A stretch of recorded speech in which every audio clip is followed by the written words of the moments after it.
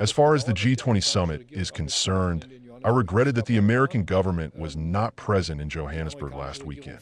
The American government is needlessly relinquishing influence, including influence in a part of the world that is becoming increasingly important.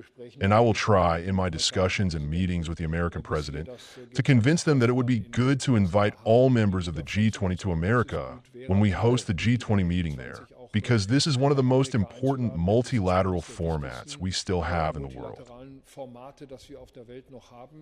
And in my view, the G7 and G20 are formats that should not be made smaller than they are without good reason.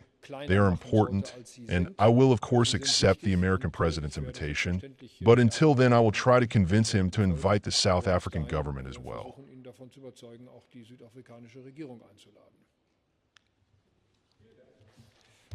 Migration policy is our business, and we decide on it as we see fit. Since the change of government, we, Germany, have been on the right track. We do not need admonitions from outside. Incidentally, we are in the process of formulating a new common European asylum and immigration policy, which we can also do on our own, and we will do so on our own. Europeans and Americans share a great responsibility in this conflict. All of us, Ukraine, Europeans, and Americans, want the war in Ukraine to finally come to an end.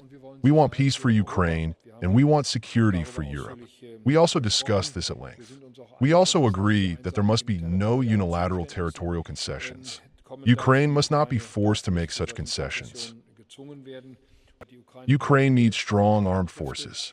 And if a peace agreement is reached one day, which we're also working towards together at European level, then Ukraine will continue to need strong armed forces and reliable security guarantees from its partners. Any agreement involving the European Union, the European states as a whole, or NATO also requires the approval of the European partners or a consensus within the alliance.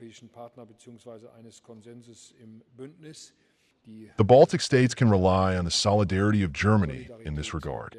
This also applies to the deepening of our armaments cooperation. With this in mind, Germany has encouraged allies and partners to participate in joint procurement, including for the AST guided missile, and has also invited them to procure artillery munition.